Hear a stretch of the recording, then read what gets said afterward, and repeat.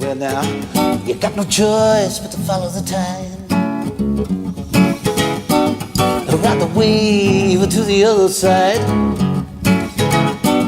We're all prisoners of destiny. Well, it's a damn plain to me that no one's free to the sea. Mr. Vice President, members of Congress, the First Lady of the United States, and my fellow Americans. Less than 1 year has passed since I first stood at this podium in this majestic chamber to speak on behalf of the American people and to address their concerns, their hopes, and their dreams. That night, our new administration had already taken very swift action. A new tide of optimism was already sweeping across our land. Each day since, we have gone forward with a clear vision and a righteous mission to make America great again for all Americans. Over the last year, we have made incredible progress and achieved extraordinary success. We have faced challenges we expected and others we could never have imagined. We have shared in the heights of victory and the pains of hardship. We have endured floods and fires and storms. But through it all, we have seen the beauty of America's soul and the steel in America's spine. Each test has forged new American heroes to remind us who we are and show us what we can be. We saw the volunteers of the Cajun Navy racing to the rescue with their fishing boats to save people in the aftermath of a totally devastating hurricane. We saw strangers shielding strangers from a hail of gunfire on the Las Vegas Strip. We heard tales of Americans like Coast Guard Petty Officer Ashley Leopard, who is here tonight in the gallery with Melania. Ashley was aboard one of the first helicopters on the scene in Houston during the Hurricane Harvey. Through 18 hours of wind and rain, Ashley braved live power lines and deep water to help save more than 40 lives. Ashley, we all thank you. Thank you. We heard about Americans like firefighter David Dahlberg. He's here with us also. David faced down walls of flame to rescue almost 60 children trapped at a California summer camp threatened by those devastating wildfires.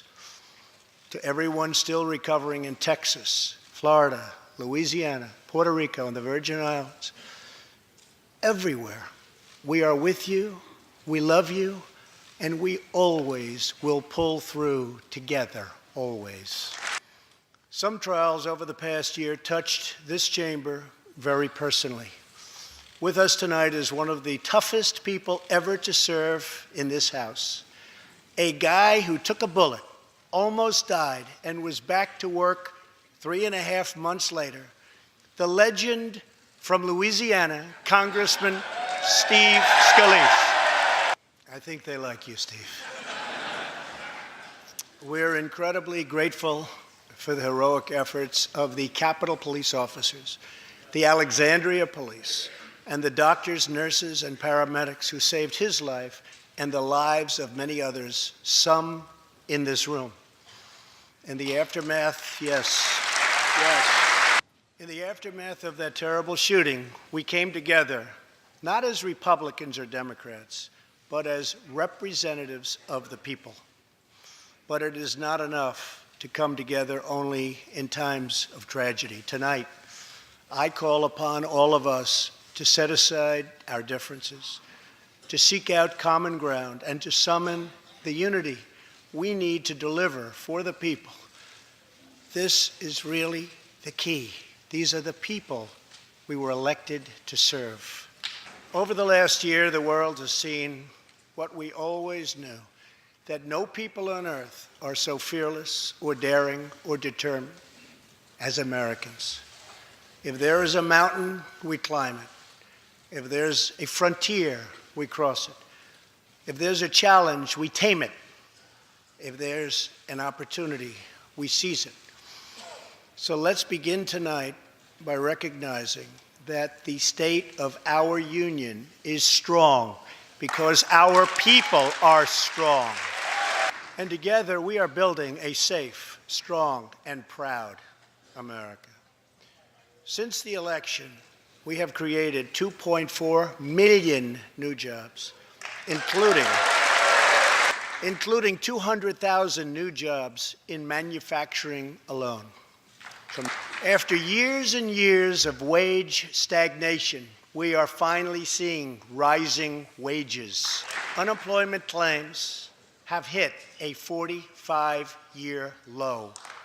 And something I'm very proud of, African American unemployment stands at the lowest rate ever recorded. And Hispanic American unemployment has also reached the lowest levels in history. Small business confidence is at an all-time high. The stock market has smashed one record after another, gaining $8 trillion and more in value in just this short period of time. The great news for Americans, 401k, retirement pension, and college savings accounts have gone through the roof. And just as I promised the American people from this podium 11 months ago, we enacted the biggest tax cuts and reforms in American history. Our massive tax cuts provide tremendous relief for the middle class and small business. To lower tax rates for hardworking Americans, we nearly doubled the standard deduction for everyone. Now the first $24,000 earned by a married couple is completely tax-free. We also doubled the child tax credit. A typical family of four making $75,000 will see their tax bill reduced by $2,000, slashing their tax bill in half. In April, this will be the last time you will ever file under the old and very broken system, and millions of Americans will have more take-home pay starting next month, a lot more. We eliminated an especially cruel tax that fell mostly on Americans making less than $50,000 a year, forcing them to pay tremendous penalties simply because they couldn't afford government-ordered health plans. We repealed the core of the disastrous Obamacare. The individual mandate is now gone. Thank heaven. We slashed the business tax rate from 35% all the way down to 21%, so American companies can compete and win against anyone else anywhere in the world. These changes alone are estimated to increase average family income by more than $4,000. A lot of money. Small businesses have also received a massive tax cut and can now deduct 20% of their business income. Here tonight are Steve Staub and Sandy Keplinger of Staub Manufacturing, a small, beautiful business in Ohio. They've just finished the best year in their 20-year history. Because of tax reform, they are handing out raises, hiring an additional 14 people, and expanding into the building next door. Good feeling. One of Staub's employees, Corey Adams, is also with us tonight. Corey is an all-American worker. He supported himself through high school, lost his job during the 2008 recession, and was later hired by Staub, where he trained to become a welder. Like many hardworking Americans, Corey plans to invest his tax cut raise into his new home and his two daughters' education. Corey, please stand. And he's a great welder. I was told that by the man that owns that company that's doing so well. So congratulations, Corey. Since we passed tax cuts, roughly 3 million workers have already gotten tax cut bonuses, many of them thousands and thousands of dollars per worker, and it's getting more every month, every week. Apple has just announced it plans to invest a total of $350 billion in America and hire another 20,000 workers. And just a little while ago, ExxonMobil announced a $50 billion investment in the United States, just a little while ago. This, in fact, is our new American moment. There has never been a better time to start living the American dream. So to every citizen watching at home tonight, no matter where you've been or where you've come from, this is your time. If you work hard, if you believe in yourself, if you believe in America, then you can dream anything. You can be anything. And together, we can achieve absolutely anything. Tonight, I want to talk about what kind of future we're going to have and what kind of a nation we're going to be. All of us together as one team, one people, and one American family can do anything. We all share the same home, the same heart, the same destiny, and the same great American flag. Together, we are rediscovering the American way. In America, we know that faith and family, not government and bureaucracy, are the center of American life. The motto is, "In God we trust." And we celebrate our police, our military, and our amazing veterans as heroes who deserve our total and unwavering support. Here tonight is Preston Sharp, a 12-year-old boy from Redding, California, who noticed that veterans' graves were not marked with flags on Veterans Day. He decided all by himself to change that and started a movement that has now placed 40,000 flags at the graves of our great heroes. Preston, a job well done. Young patriots like Preston teach all of us about our civic duty as Americans. And I met Preston a little while ago, and he is something very special that I can tell you. Great future. Thank you very much for all you've done, Preston. Thank you very much. Preston's reverence for those who have served our nation reminds us of why we salute our flag, why we put our hands on our hearts for the Pledge of Allegiance, and why we proudly stand for the national anthem. Americans love their country, and they deserve a government that shows them the same love and loyalty in return. For the last year, we have sought to restore the bonds of trust between our citizens and their government. Working with the Senate, we are appointing judges who will interpret the Constitution as written, including a great new Supreme Court justice and more circuit court judges than any new administration in the history of our country. We are totally defending our Second Amendment and have taken historic actions to protect religious liberty. And we are serving our brave veterans, including giving our veterans choice in their health care decisions. Last year, Congress also passed, and I signed, the landmark VA Accountability Act. Since its passage, my administration has already removed more than 1,500 VA employees who failed to give our veterans the care they deserve. And we are hiring talented people who love our vets as much as we do. And I will not stop until our veterans are properly taken care of, which has been my promise to them from the very beginning of this great journey. All Americans deserve accountability and respect, and that's what we are giving to our wonderful heroes, our veterans. Thank you. So tonight I call on Congress to empower every cabinet secretary with the authority to reward good workers and to remove federal employees who undermine the public trust or fail the American people. In our drive to make Washington accountable, we have eliminated more regulations in our first year than any administration in the history of our country. We have ended the war on American energy, and we have ended the war on beautiful, clean coal.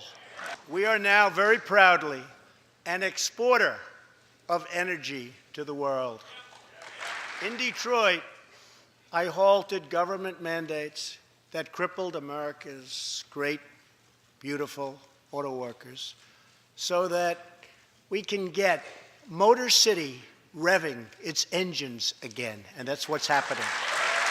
Many car companies are now building and expanding plants in the United States, something we haven't seen for decades. Chrysler is moving a major plant from Mexico to Michigan. Toyota and Mazda are opening up a plant in Alabama, a big one, and we haven't seen this in a long time. It's all coming back. Very soon, auto plants and other plants will be opening up all over our country. This is all news Americans are totally unaccustomed to hearing. For many years, companies and jobs were only leaving us. But now they are roaring back, they're coming back, they want to be where the action is, they want to be in the United States of America. That's where they want to be. Exciting progress is happening every single day. To speed access to breakthrough cures and affordable generic drugs, last year, the FDA approved more new and generic drugs and medical devices than ever before in our country's history. We also believe that patients with terminal conditions, terminal illness, should have access to experimental treatment immediately that could potentially save their lives. People who are terminally ill should not have to go from country to seek a cure. I want to give them a chance right here at home. It's time for Congress to give these wonderful, incredible Americans the right to try. One of my greatest priorities is to reduce the price of prescription drugs. In many other countries, these drugs cost far less than what we pay in the United States, and it's very, very unfair. That is why I've directed my administration to make fixing the injustice of high drug prices one of my top priorities for the year. And prices will come down substantially. Watch. America has also finally turned the page on decades of unfair trade deals that sacrificed our prosperity and shipped away our companies, our jobs, and our wealth. Our nation has lost its wealth, but we're getting it back so fast. The era of economic surrender is totally over. From now on, we expect trading relationships to be fair and, very importantly, reciprocal. We will work to fix bad trade deals and negotiate new ones, and they'll be good ones, but they'll be fair. And we will protect American workers and American intellectual property through strong enforcement of our trade rules. As we rebuild our industries, it is also time to rebuild our crumbling infrastructure. America is a nation of builders. We built the Empire State Building in just 1 year. Isn't it a disgrace that it can now take 10 years just to get a minor permit approved for the building of a simple road? I am asking both parties to come together to give us safe, fast, reliable, and modern infrastructure that our economy needs and our people deserve. Tonight, I'm calling on Congress to produce a bill that generates at least $1.5 trillion for the new infrastructure investment that our country so desperately needs. Every federal dollar should be leveraged by partnering with state and local governments and, where appropriate, tapping into private sector investment to permanently fix the infrastructure deficit, and we can do it. Any bill must also streamline the permitting and approval process, getting it down to no more than 2 years and perhaps even 1. Together, we can reclaim our great building heritage. We will build gleaming new roads, bridges, highways, railways, and waterways all across our land. And we will do it with American heart, American hands, and American grit. We want every American to know the dignity of a hard day's work. We want every child to be safe in their home at night. And we want every citizen to be proud of this land that we all love so much. We can lift our citizens from welfare to work, from dependence to independence, and from poverty to prosperity. As tax cuts create new jobs, let's invest in workforce development, and let's invest in job training, which we need so badly. Let's open great vocational schools so our future workers can learn a craft and realize their full potential. And let's support working families by supporting paid family leave. As America regains its strength, opportunity must be extended to all citizens. That is why this year we will embark on reforming our prisons to help former inmates who have served their time get a second chance at life. Struggling communities, especially immigrant communities, will also be helped by immigration policies that focus on the best interests of American workers and American families. For decades, open borders have allowed drugs and gangs to pour into our most vulnerable communities. They've allowed millions of low-wage workers to compete for jobs and wages against the poorest Americans. Most tragically, they have caused the loss of many innocent lives. Here tonight are 2 fathers and 2 mothers, Evelyn Rodriguez, Freddie Cuevas, Elizabeth Alvarado, and Robert Mickens. Their 2 teenage daughters, Kayla Cuevas and Nisa Mickens, were close friends on Long Island. But in September 2016, on the eve of Nisa's 16th birthday, such a happy time it should have been, neither of them came home. These 2 precious girls were brutally murdered while walking together in their hometown. 6 members of the savage MS-13 gang have been charged with Kayla and Nisa's murders. Many of these gang members took advantage of glaring loopholes in our laws to enter the country as illegal, unaccompanied, alien minors and wound up in Kayla and Nisa's high school. Evelyn, Elizabeth, Freddie, and Robert, tonight everyone in this chamber is praying for you. Everyone in America is grieving for you. Please stand. Thank you very much. I want you to know that 320 million hearts are right now breaking for you. We love you. Thank you. While we cannot imagine the depths of that kind of sorrow, we can make sure that other families never have to endure this kind of pain.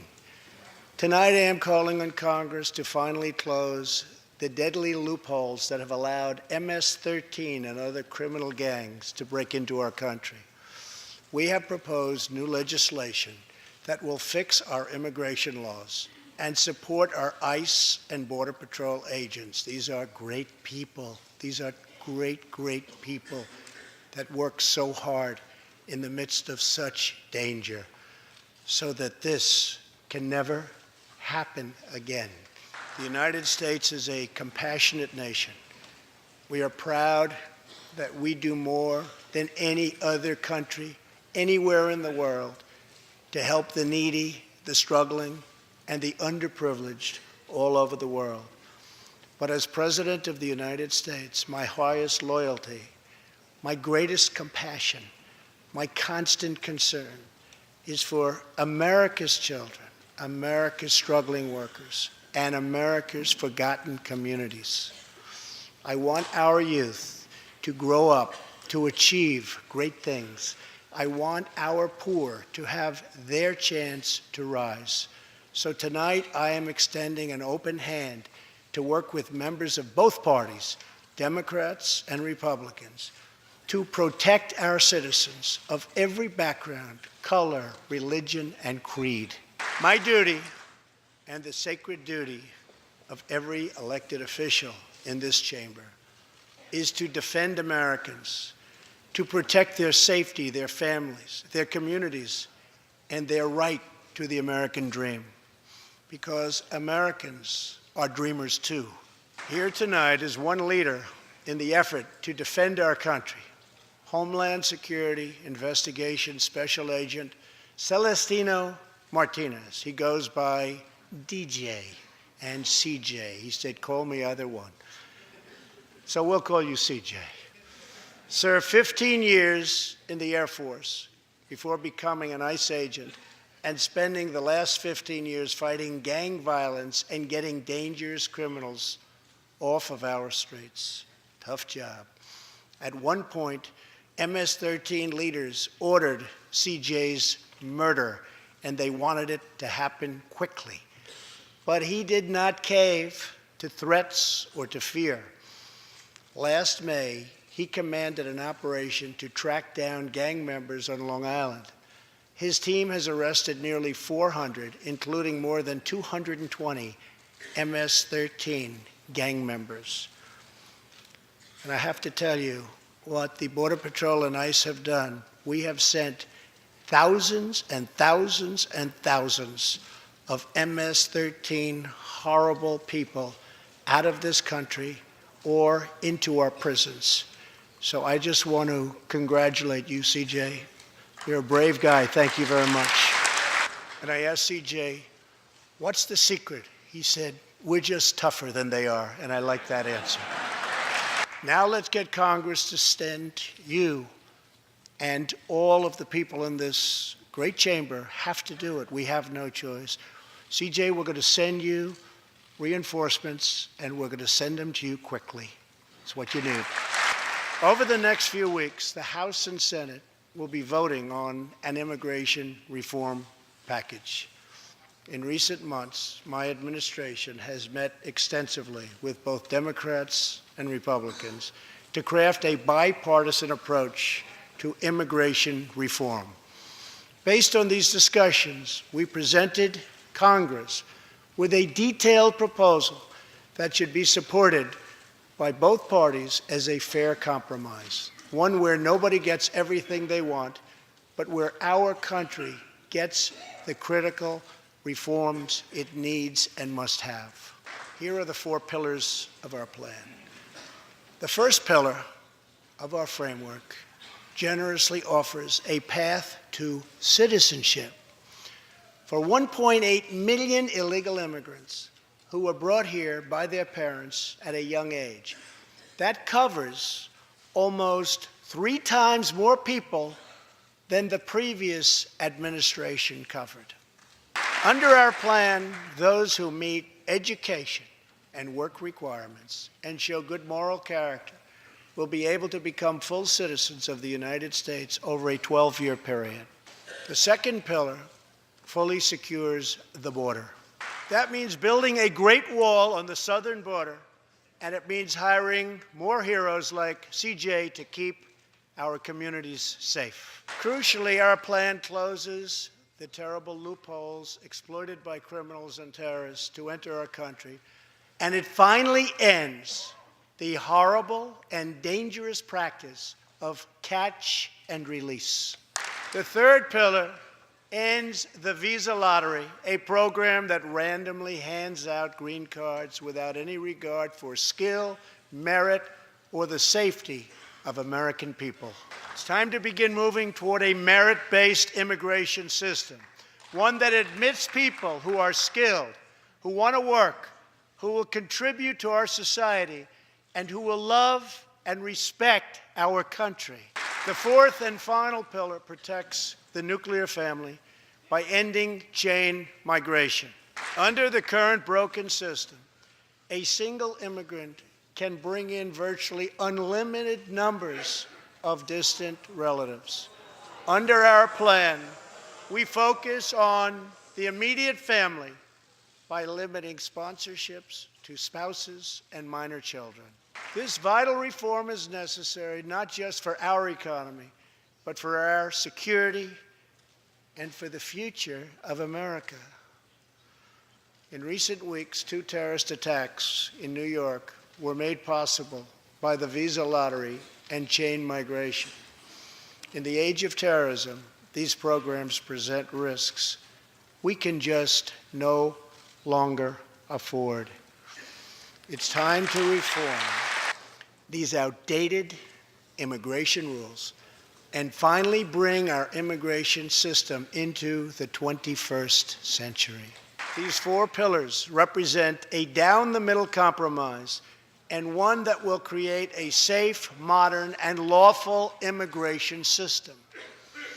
For over 30 years, Washington has tried and failed to solve this problem. This Congress can be the one that finally makes it happen.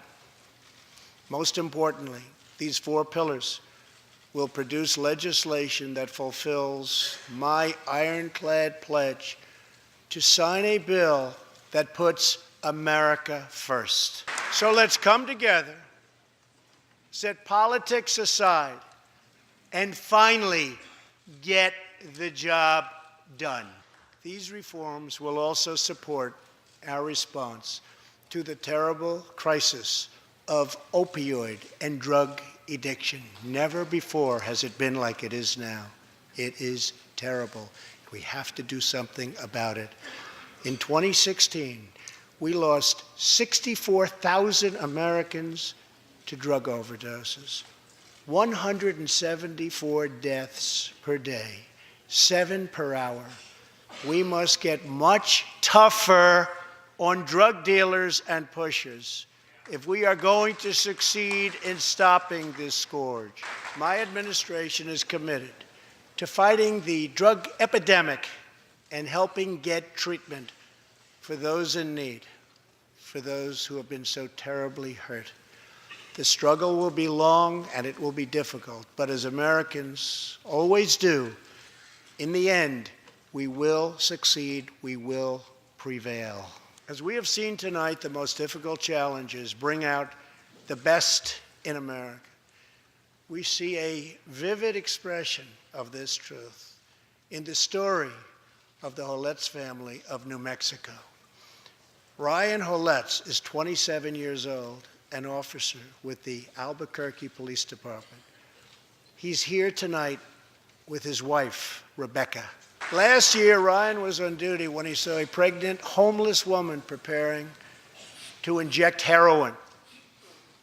When Ryan told her she was going to harm her unborn child, she began to weep. She told him she didn't know where to turn, but badly wanted a safe home for her baby.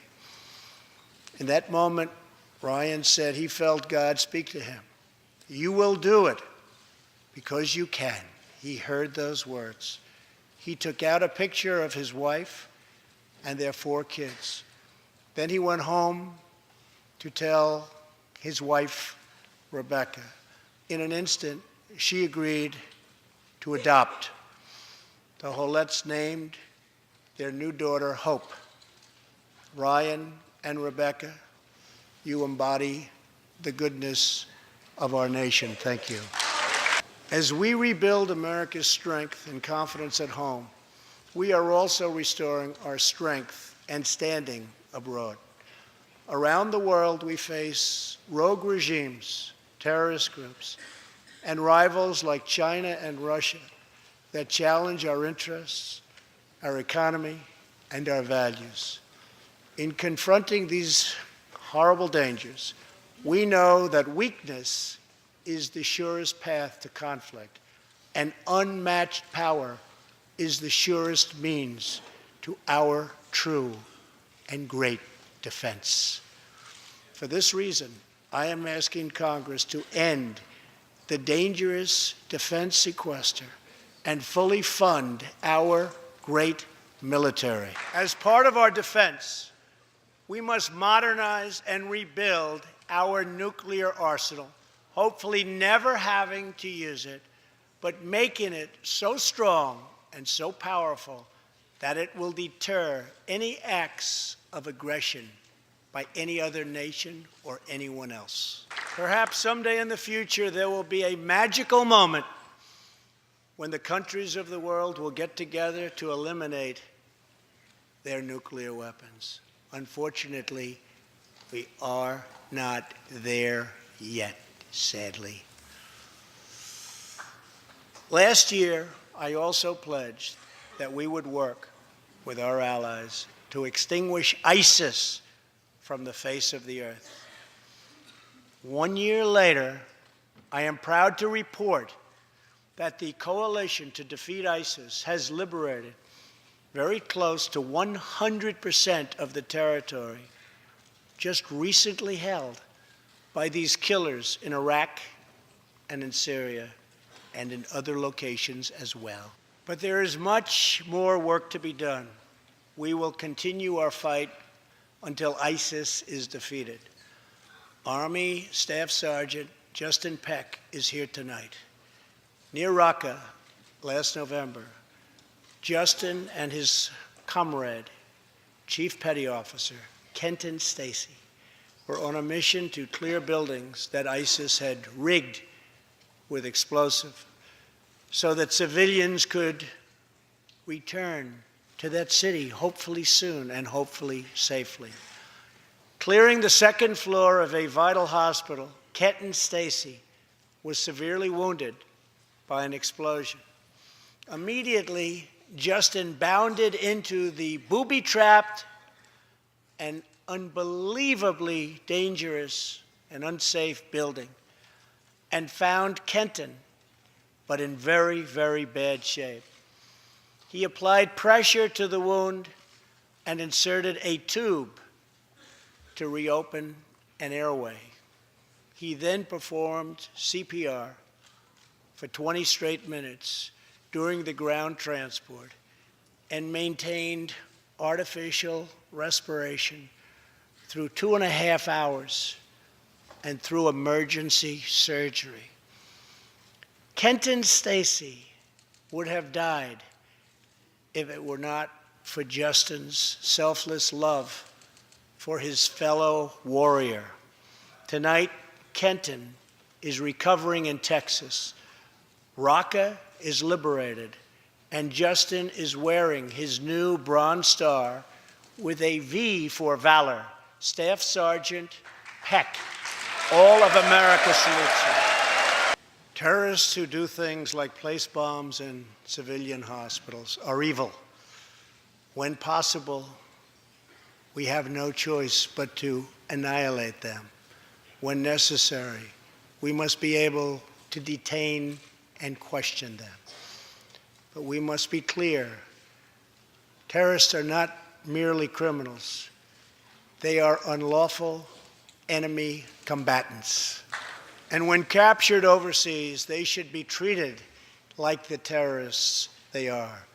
In the past, we have foolishly released hundreds and hundreds of dangerous terrorists, only to meet them again on the battlefield, including the ISIS leader, al-Baghdadi, who we captured, who we had, who we released. So today, I'm keeping another promise. I just signed, prior to walking in, an order directing Secretary Mattis, who is doing a great job. Thank you. to re-examine our military detention policy and to keep open the detention facilities in Guantanamo Bay. I am asking Congress to ensure that in the fight against ISIS and al-Qaeda, we continue to have all necessary power to detain terrorists wherever we chase them down, wherever we find them. And in many cases, for them, it will now be Guantanamo Bay. At the same time, as of a few months ago, our warriors in Afghanistan have new rules of engagement. Along with their heroic Afghan partners, our military is no longer undermined by artificial timelines, and we no longer tell our enemies our plans. Last month, I also took an action endorsed unanimously by the U.S. Senate just months before. I recognized Jerusalem as the capital of Israel. Shortly afterwards, dozens of countries voted in the United Nations General Assembly against America's sovereign right to make this decision. In 2016, American taxpayers generously sent those same countries more than $20 billion in aid. That is why tonight I am asking Congress to pass legislation to help ensure American foreign assistance dollars always serve American interests and only go to friends of America, not enemies of America. As we strengthen friendships all around the world, we are also restoring clarity about our adversaries. When the people of Iran rose up against the crimes of their corrupt dictatorship, I did not stay silent. America stands with the people of Iran in their courageous struggle for freedom. I am asking Congress to address the fundamental flaws in the terrible Iran nuclear deal. My administration has also imposed tough sanctions on the communist and socialist dictatorships in Cuba and Venezuela. But no regime has oppressed its own citizens more totally or brutally than the cruel dictatorship in North Korea. North Korea's reckless pursuit of nuclear missiles could very soon threaten our homeland. We are waging a campaign of maximum pressure to prevent that from ever happening. Past experience has taught us that complacency and concessions only invite aggression and provocation. I will not repeat the mistakes of past administrations that got us into this very dangerous position. We need only look at the depraved character of the North Korean regime to understand the nature of the nuclear threat it could pose to America and to our allies. Otto Warmbier was a hard-working student at the University of Virginia, and a great student he was. On his way to study abroad in Asia, Otto joined a tour to North Korea. At its conclusion, this wonderful young man was arrested and charged with crimes against the state. After a shameful trial, the dictatorship sentenced Otto to 15 years of hard labor before returning him to America last June, horribly injured and on the verge of death. He passed away just days after his return. Otto's wonderful parents, Fred and Cindy Warmbier, are here with us tonight, along with Otto's brother and sister, Austin and Greta. Please. You are powerful witnesses to a menace that threatens our world, and your strength truly inspires us all. Thank you very much. Thank you. Tonight we pledge to honor Otto's memory with total American resolve. We are joined by one more witness to the ominous nature of this regime. His name is Mr. Ji Sung Ho. In 1996, Sung Ho was a starving boy in North Korea. One day he tried to steal coal from a railroad car to barter for a few scraps of food, which were very hard to get. In the process, he passed out on the train tracks, exhausted from hunger. He woke up as a train ran over his limbs. He then endured multiple amputations without anything to dull the pain or the hurt. His brother and sister gave what little food they had to help him recover and ate dirt themselves, permanently stunting their own growth. Later, he was tortured by North Korean authorities after returning from a brief visit to China. His tormentors wanted to know if he'd met any Christians. He had, and he resolved after that to be free. Sung Ho traveled thousands of miles on crutches all across China and Southeast Asia to freedom. Most of his family followed. His father was caught trying to escape and was tortured to death. Today, he lives in Seoul, where he rescues other defectors and broadcasts into North Korea what the regime fears most, the truth. Today, he has a new leg, but Sung Ho, I understand you still keep those old crutches as a reminder of how far you've come. Your great sacrifice is an inspiration to us all. Please, thank you.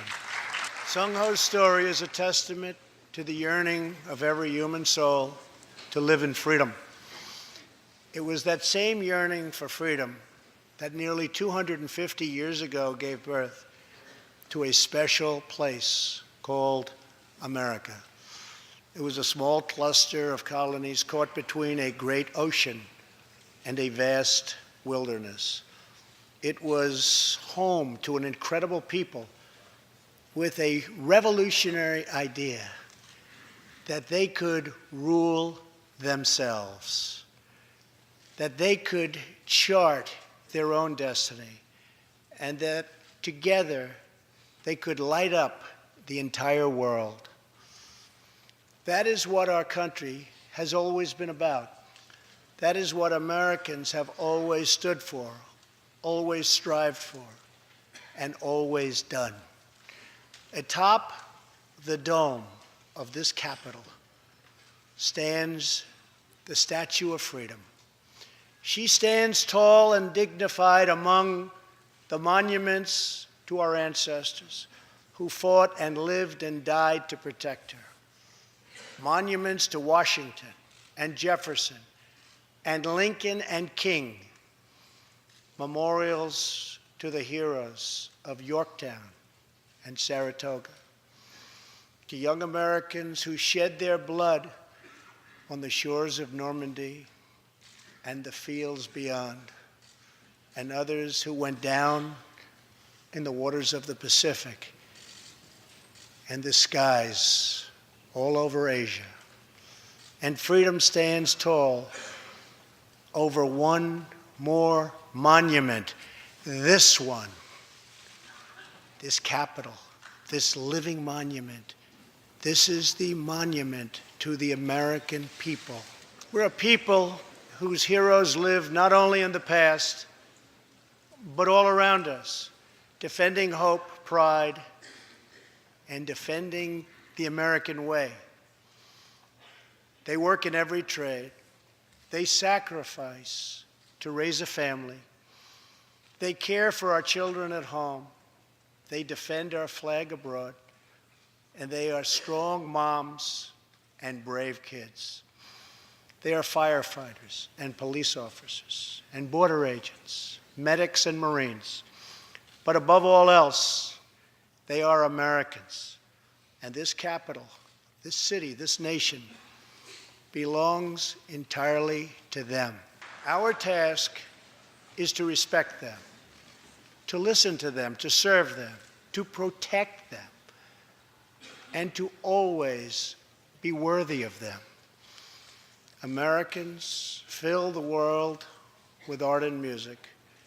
They push the bounds of science and discovery, and they forever remind us of what we should never, ever forget. The people dreamed this country. The people built this country. And it's the people who are making America great again. As long as we are proud of who we are and what we are fighting for, there is nothing we cannot achieve. As long as we have confidence in our values, faith in our citizens, and trust in our God, we will never fail. Our families will thrive. Our people will prosper. And our nation will forever be safe and strong and proud and mighty and free. Thank you, and God bless America. Good night. You can pray, you can sigh, trouble, death, heaven with your cries. You can laugh, you can sing. It isn't gonna change anything.